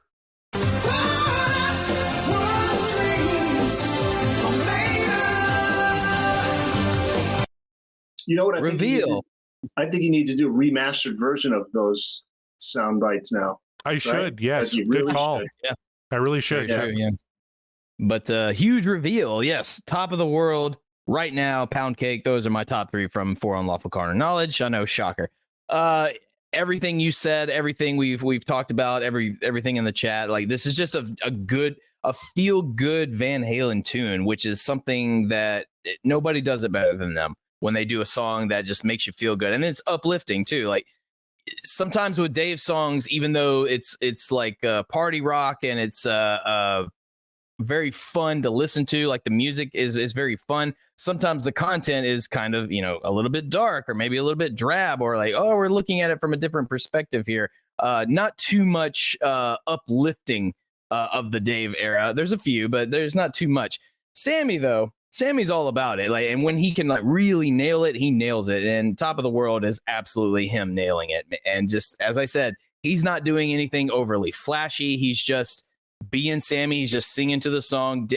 Eddie himself is not overplaying anything in the song. He's playing it just sounds like a natural, very organic musical piece. And maybe a lot went into it and we don't know about it. I don't know. We're not the rock experts. I wasn't in the studio with them, so I don't know. All I know is what it sounds like, and it sounds like they were having fun. It sounded like they were having a moment of clarity, if you will, of saying like, man, look what we did. This album, like, look, let's put a stamp on how proud we are of this album. Final stamp, top of the world. We're feeling on top of the world for a little while. But we're on top of the world, and that's a good feeling. And everyone should be so lucky to feel that way sometimes. So absolutely, top of the world, what dreams are made of, to the shocker of no one. And the polls, I'm sure, will reflect very poorly. But oh my goodness, it is what it is. And speaking of poorly, me playing this game. That's right. It's time to play. Yes, that's right. We got to do all So, this. Mark Meyer says that every fucking week, and he's won like the last 12 weeks, I swear. I'm on a roll. Yeah, he has destroyed everybody. So it's time to play. How many times did Van Halen perform Top of the World live in concert? Mark Meyer, you're the defending champion. How many times do you think Van Halen performed this song? Remember, Price is Right rules. You got to get closest to without going over. Well, see, now you got me up against the man himself. Eric Senich. That's right. So yeah, like I'm gonna say a number, and he's just gonna be like, absolutely not. It's this, and just get it. I'm glad you're starting first, so I can. Yeah, and just to be clear, we're talking about Van Halen specifically, not Sammy. Yes, so, right. Not Sammy. I just gotta Just throw Van that Halen. in there because, Yep, good call. I know. All right. I think they probably have played Top of the World. At the very least, I think they've played it 115 times. 115 times. All right, Eric Senich. You could go 116 just to piss him off if you think it's over. But how many times do you think Van Halen performed Top of the World? Man. The 91 tour, the 93 tour, and the 95 tour, they played it nightly. I'm pretty positive, if not. On the 93 tour, I think nightly, but I could be wrong. And then the 04 tour. Scott, I'm going. What'd you say again, Mark? 115. 115. I'm going 200. 200? Yeah. All right. Well, Eric Senich. Bam! Just like that. I knew it. That's all there is to it. That's all there is to it. All right. Just like that. A winner. Right, don't go away. What's the number? The correct answer is 301 times. Yeah, I was thinking it's really high because they played it nightly for Yep. that whole 91 tour to support the album, and then that 91 and 92 and 93 and then 95 Right. and then 2004 they played it another 79 times. So Kevin Brown guessed 225. Scott Everett guessed 300. 300, He would have won both showcases because he got within one. So Yeah. Scott Everett wins tonight. Michael Triplett guessed 170. But yeah, Scott Everett, good on you, sir. Mark Meyer is going to send you a sticker or something. An no autographed Sharon. picture I of don't think himself. Sharon there ever. Nope, Sharon never did, I don't think. No. Which is interesting. They could have. That is Closest guest ever? I believe it is the closest guest ever. That's right. Mark Meyer is going to record your answering machine message for you or something. He'll sing you a song. He'll record it for you. You got to have a prize for getting within one, I think. Good job, Scott. Yeah, nice. I'll send you a recording of me singing the theme song to The Greatest American Hero. Oh, perfect. Oh, yeah. All right. Well, I know that tonight's running long. But we're not done. We're not done. Because And Corey is a sadist. Yes, this is the non-copyright infringed That's- version of Best of Both Worlds. Where'd you It get really this from? is. It's like a karaoke? I'll never say it is a karaoke track. Yeah, But yes, Yeah. tonight we're going to play Best of Both Books. I promised to chat. We are going to listen to 316 as well because that was the instrumental that led into this one. But I have my copy of Red. I have my copy of Crazy from the Heat. I'm going to mix them around. I'm going to pick a page at random. I'm going to read a passage. You guys are going to tell me which book it came from. Right. All right. Your first paragraph, gentlemen, is, quote, and the ambition was to play the coolest beer bars being in Hollywood. Which book did that come from? Dave. Dave. All right.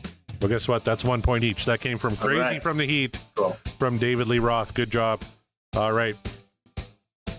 Just mix things around here. Let's go with number 2. Hanging plants, pink towel on the floors, this kind of thing. Dolly Parton's bathroom. Who was describing Dolly Parton's bathroom? Oh, which one of them could have made it into Dolly Parton? I'm gonna say that's Sammy. I'm going with All right, Dave. one. Well, the correct answer is David Lee Roth. Okay, yeah. Eric Senich, you're up 2-1. By the way, it's best of 5, so Eric Senich, he gets one more right, and he will win this one here. Be prepared Because for the win. That's right. I don't want to be looking up quotes all night. We have another song to listen to. So talk amongst yourself while I find a good one here. I got to dig through these books. I mean, it makes perfect sense that Dave would be the one to inspect Dolly Parton's dressing room. Of course, How are it's you, Dave. How are you, Dolly? All right. Our third quote. In the end, we were so late delivering the tapes that the album couldn't come out until a week after the first scheduled date on the tour.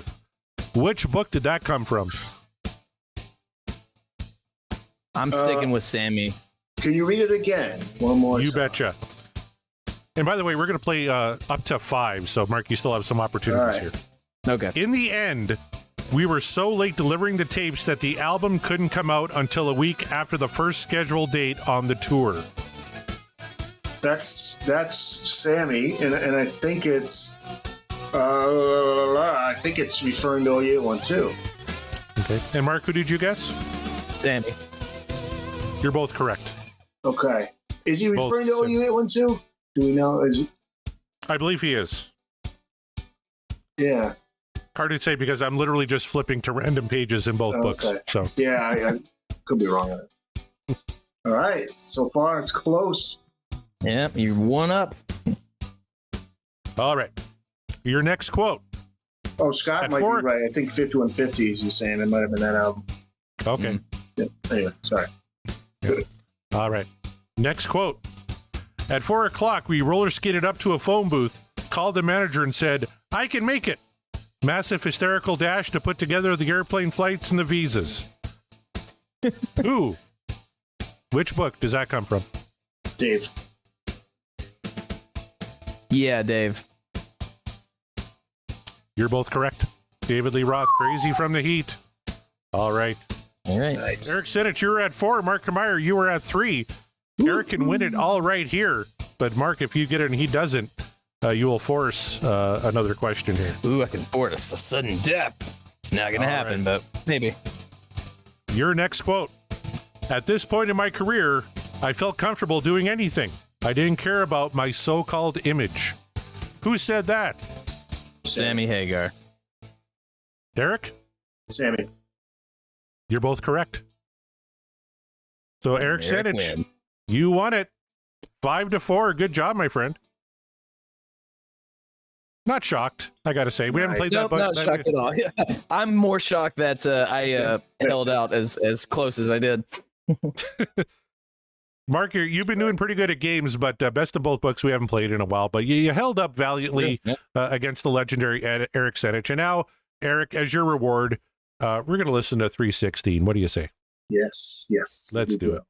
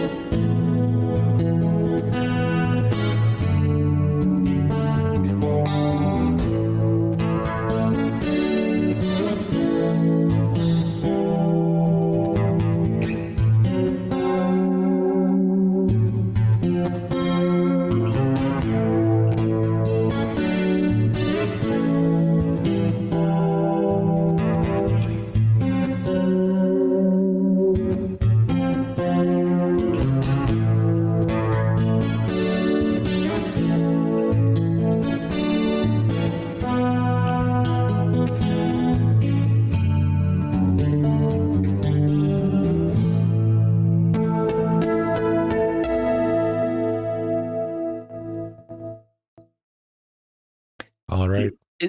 Is it just me, or does anyone else get Mark Knopfler vibes from his guitar work in The Princess Bride?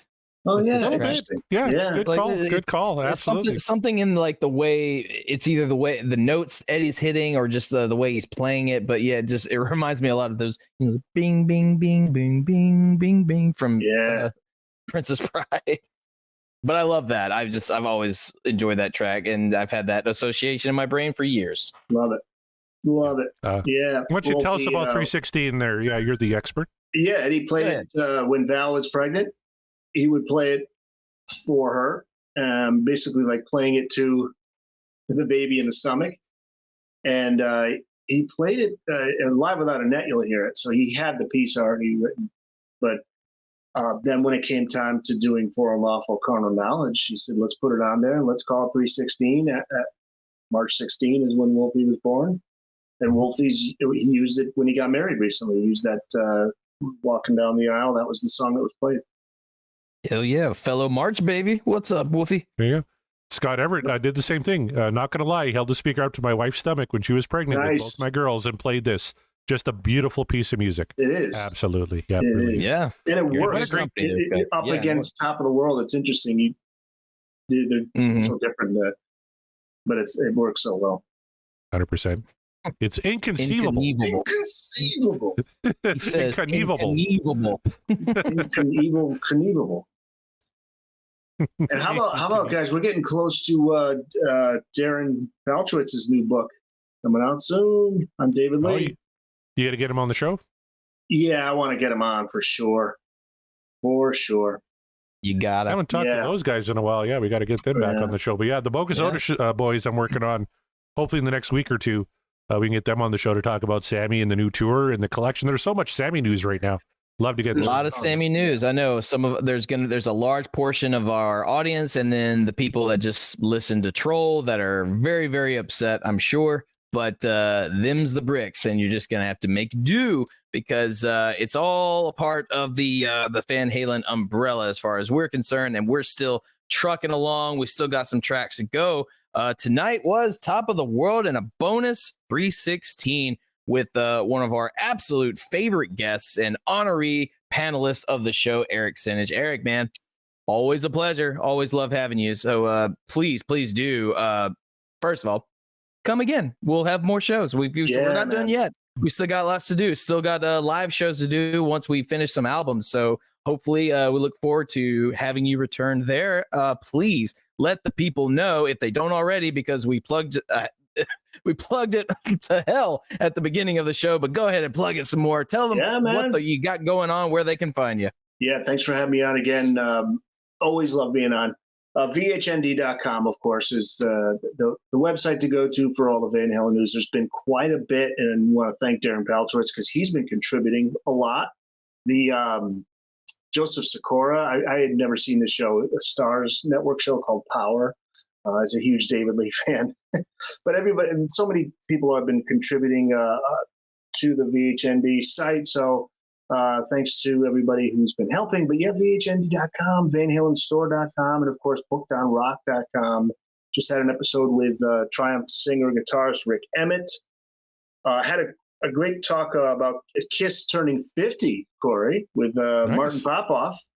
The author Martin Popoff, who it is interesting because he did talk about, he had a quote that made Ultimate Guitar website. My friend Greg Prato, who writes for them, he pulled a quote from Martin about what Kiss will do after Gene and Paul are done. And he actually feels that they should take like well-known musicians and put the makeup on them, which is interesting. Trying to think of the actual quote that he said, but here it is. What did he say? Taking guys like, he even said Wolfgang. He would like to see Wolfgang join a future Kiss. That would be hilarious. He says I could see a Metallica member in Kiss, maybe. Really? Yeah. But anyway, I can see Rob. I guess just as like a joke. I feel like Rob would do it.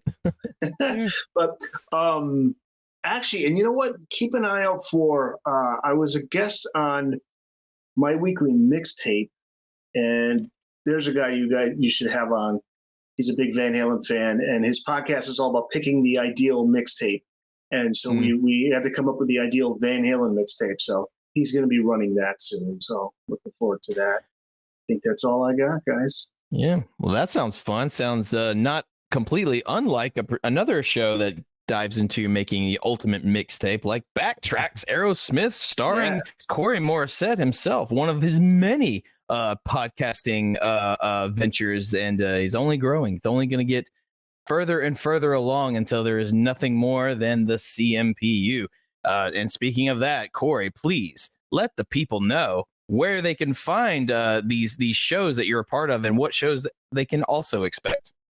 Well, I got to tell you, I'm in danger of being passed by Chaz, because he's got so many shows out now. I got to think of like one or two more. He is rocking it. Yeah. I know. Yeah, he's killing it right now. So let's go through. Oh, Scott Haskin feels attacked for some reason. I'm not sure. But I tell you what, a mixtape show, that's never been done before, except on our show, Backtracks Aerosmith Revisited, with myself and Scott Haskin, where we're endeavoring to create the ultimate Aerosmith mixtape. It's a great format. I'm really glad this guy's doing it with other bands, because it's such a great idea to come up with a mixtape for all these different artists, and like what best represents those artists that you would put on a mixtape. Would Top of the World make it? It'd make it on mine, Van Halen mixtape. I don't know about you two, but it'd certainly make mine. Let's see. Other shows on the Deep Dive Podcast Network. We have Backtracks theme music with myself and John Mariano. Backtracks. I should do another Backtracks. What should I do? We talked about ABBA. Should I do Backtracks? Creedence Clearwater Revival Revisited. I don't know. Give me a band. Let's do another Revival one. Revisit. Actually, Revival Revisited actually sounds really cool, and I would tune in for that. There you go. Coming soon to the CMPU. But we also have myself and Kevin Brown. Oh, I love ZZ Top. They might be the band we cover on season 2 of the Ultimate Catalog Clash. Kevin Brown and I, we've already wrapped up Genesis. The We Can't Dance episodes have started airing this week. We have 4 of them. Cool. And then we're gonna reveal the winner of who won the Ultimate Catalog Clash. And then whoever wins between myself and Kevin gets to pick the artist for season 2. We've already recorded that show. I know who it is. And I know one of you, I think, is going to be very happy with who we selected. But that's coming up in season 2 in a few weeks. Kevin Brown, the amazing leprechaun Kevin Brown, also does the Tom Petty Project. He's covering Into the Great Wide Open, I believe, right now. Fantastic show. Kevin and Randy Woods also do Seaside Pod Review, covering all things Queen. Scott Haskin, of course, has Uriah Heep, the Magicians Podcast, where he covered every single recorded thing Uriah Heep ever did, including answering machine messages, you name it. He's done an episode on it all. I think it's 6,000 episodes on that show, completely archived for your enjoyment until they release another record or a tweet or whatever. He's going to talk about it. Nate and John, of course, at the Deep Purple Podcast, The Simple Man at Skinnerd Reconsidered, Terry T-Bone Mathley at T-Bone's Prime Cuts on the Other Side, Rye at Sabbath Bloody Podcast, Paul, Joe, and David at In the Lap of the Pods, Andy and Matt at Hawk Binge, Eric and Jonathan and Maiden A to Z, Daniel and Josh at Diary of the Madman, the Ultimate Aussie Podcast. I saw today, they actually got Jack Osborne on their show. Yeah. So you guys, absolutely, yeah. So everybody go check out Diary of the Madman and that Jack Osborne interview. That's going to be fantastic. Oh, yeah. Then we have Ben and Sam at Universally Speaking, the Red Hot Chili Peppers Podcast, George and Hattie at the Judas Priest Cast, Clay and Rye at the North by South Podcast, Greg and Jonathan at So Far, So Pod, So What, Quinn and Volume for All, Sav, Nick, Steve, and Mark at the Rock Roulette Podcast, Chaz and Greg finished up regarding Lulu, thank God. Chaz and Chats are currently doing Rush Rash. Great show, check them out there. And Chaz and Wolfie are now doing Regarding Roger, episode 3, I believe, dropped this week, regarding Roger Waters. And then we have some of our favorite like-minded shows like the Sean Geek and Fast Fred Podcast, You're All Doomed, a Friday the 13th podcast. Of course, the DLR Cast, the Bogus Oda Show. Go check out our good friends at those casts. Talking Dave Lee Roth and Sammy Hagar. Booked on Rock, of course, with the legendary Eric Senich. Dissect That Film. Three's Company 2, a rewatch podcast, and Pot of Thunder. Tom is suggesting Night Ranger. So there you Backtracks go. Night Ranger. There you go. I would do that. Sure, Yeah. sure. Backtracks Kinks. Fuck, I don't got that kind of time. Kinks have done 48 records, and only 3 are worth listening to. So that would be a real slog, I think, to do the entire Kinks. That sounds like your next show, Kevin. So it's like at this point, it's a competition between Chaz, Corey, and Kevin on how many podcasts they can all collectively perform until one is left. There can be only one. It's a game of Highlander, but it's the podcasting game. So there you go. You got 3 Celestials devouring Kevin's all the podcasting world. How about a backtracks? Kevin's your Kurgan. I was gonna say, how about a backtracks Vinnie Vincent? That's that. Just Invasion, or recovering his few albums with Kiss too. You say, go ahead. Whatever you feel. Dealer's choice. There it is. Hey, if I get to talk about Lick It Up, I'd be happy. I think Chaz can chime in. Did I read something, a headline that said Getty and Alex are actually open to maybe doing more Rush stuff? They got that was a headline. Okay, what did they say? Yeah, he just said they would be open to they kind of got together and jammed a little bit. They did the Taylor Hawkins tribute. They played like YYZ, I think, and a couple other songs that kind of got the itch going again. And they've, I guess, just kind of jammed every once in a while and thought, we might be able to go out and do some.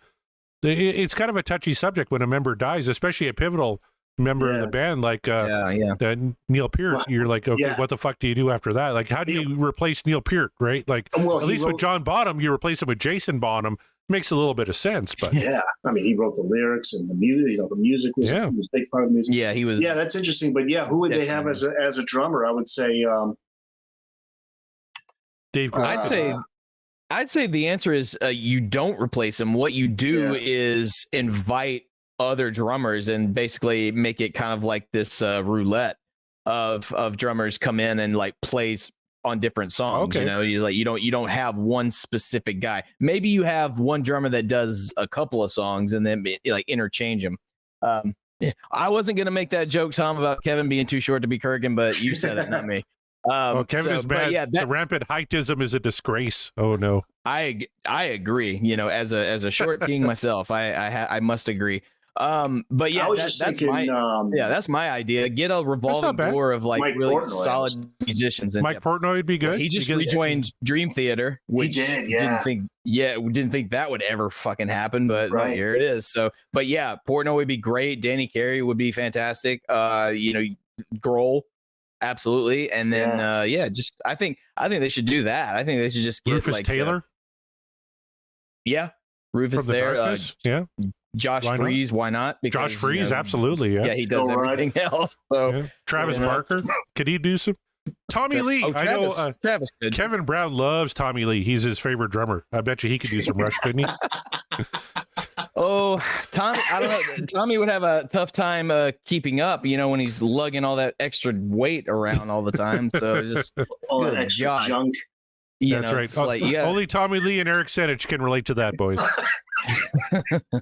Who told you? How'd you find out? I've seen the pictures. the BDE as the kids call it these days. So speaking of BDE, you know who's got some man. big old D energy there is the patrons, because we have a Patreon. We've talked about it. I'm going to keep talking about it, and there's nothing we love more than the input and the support we get from our patrons, such as Matt Lacoste, Nate from the Deep Purple podcast, our friend Rava Flav, Josh Caldwell, Greg Zito, Michael Griffith, Chaz Charles, Sean McGinnity, Kevin Brown, Per Lineker, Scott Monroe, Ryan Powell, Jeff Brewer, Ben Andriozzi, Tom Armbruster, Scott Everett, Heath McCoy, Janice Risco, Brad Gould, Michael Triplett, and Davey Lee Smith. Once again, all of you, so much thank you for all your support, keeping the lights on for us, you know, helping us continue the drive. And if you want us to keep on going, let us know. And if you guys want to be part of the journey, if you don't want to see us go yet, we still got some songs to cover. We still got some live shows to do. So it's not going to be anytime soon. We're knee deep in season 2 right now, but where we go after that is entirely up to you guys. So make your voices heard. Let us know what you want us to do. Season 3. That's right. That's right. Oh my God. We're in season 3 now, you guys. I'm crazy. I can't even keep it up. So if you want us to reach I don't know if we can reach a season 4 at this point, but you never know. We'll see. Like I said, let us know. Let us hear it. Go to podcastwillrock.com if you want to check out the backlog of episodes in case you missed any. But also, that's where our merch store is. I keep saying, get a shirt, not just for us, but for you. Get a shirt because we've got some lovely designs, mostly done by our friend Kevin Brown, that are hilarious to me, full of inside jokes. If you've been listening to the show any length of time, most of those shows or those jokes you will get. So why not wear it on a shirt? I'm dead serious when I say I want an army of apologies to Gary shirts just out there, out in the wild. I really want him to be aware because I don't know. I just think that would be hilarious to me. I don't think he would find it funny. I don't know. The key here is to find out because that's just the kind of chaos I like to live in sometimes. So head on over to our website, check out our TeePublic store. We've got lots of great merch there. Great shirts. Hey, you can turn those shirts into hoodies. It's getting cold out there. If you're in Canada, like my podcasting partner, it's already probably effing freezing. So get you a hoodie. Warm yourself with a hoodie. Get 2. Why not? Just get the complete collection of Podcast Will Rock wear. And it'll make us smile. It'll make us laugh, and it'll confuse your neighbors. Yep. Especially if you're watching on video, there it is, right there. There's What's that Alex one? What's the Alex shirt? Alex Van Hyundai. Oh, okay. Alex Van Hyundai. That was an off-color remark we made on the show. Like Alex probably drives a Hyundai. Oh, And Alex. so Van Hyundai. Kevin Brown, And- Yep. Johnny on the spot. that's great. As a Hyundai driver myself, I advocate it. So yeah, absolutely. get some of those. Eric Senich is in the Manifest Club. He called his You shot. are. He Yes, did that shirt. yes, you're Wear right. it proudly. Yeah. Never. I do. I forget the need to Cabo grab Wabo one of these. Yeah, I got to figure out which one I want to get. I know which one you want. You want Certified Van Halen expert. Yeah. I mean that one's literally yours. So there you Yeah, go. that- That's that was that's just- when you need. You need the one like, with the who's this? dustbuster on it, just because that's a deep cut joke at this point, but it's hilarious to me still. Who's this arrogant asshole with the Van Halen expert shirt? How about a ejaculate and evacuate t-shirt? Oh, Look at that God, lovely design. That's the best. That's the perfect one right there. That's definitely going on the That's my favorite. going on the Christmas. The holidays are approaching, you guys. You get yourself some Podcast Will Rock merch. Get That one it for great your was scary. kin and your Play friends. Splat and Bone. Yeah. That's the one. I'm gonna get that to wear when this Sammy show comes around to Nashville. I'm gonna wear that one, and he's gonna be like, hopefully he'll see, or maybe I can get. I think I still got some pull with some people at Bridgestone, so maybe like at the very least I can hand a shirt. It's like just show Sammy this shirt. I just want him to see it. I think who did we make the request to? Is it Kevin who makes these designs? Kevin Brown. Yep. He's our t-shirt designer. I think I got one. How about I've been in David Lee Roth's temporary sex office? Yes. We need a temporary sex office t-shirt, Kevin Brown. Get on it. I put in like 3 requests. He hasn't done any, the lazy bastard. Guys, if I don't He's a busy guy. He's doing like 5 podcasts like you are. Journalism on that. Guaranteed that story, Pulitzer. Yeah, temporary. I worked real hard at that. Temporary. Nobody does the hard hitting. Like, what did I tell you? Walter Cronkite has nothing on you. No one does hard hitting news like Eric Senich. Who else broke the temporary sex office story? Yeah, I mean, Jesus Christ. It wasn't Cronkite. What else do I got to do to get a Pulitzer? Oh God! Who do I got to blow to get a Pulitzer? There's the T-shirt. Who do I got to blow to get a Pulitzer? Who do I got to blow to get a Pulitzer? It's just a face of Eric. It's just like, me doing my Roth thing. Yeah. So definitely let us know out there if you want that T-shirt to make its appearance in our merch store, because I certainly do. So, and then I want to see, after the apologies to Gary shirts, I want to see an army of you guys wearing that shirt. So be on the lookout. Holiday seasons are approaching. You need to get some merch. So that'll do it. On behalf of Eric Senich and Corey Morissette and myself, another a twofer episode, special one, all for you guys, because that's just the way the wheel spins, and that's just the way we roll, because we are, and the podcast will rock, and we will rock you later.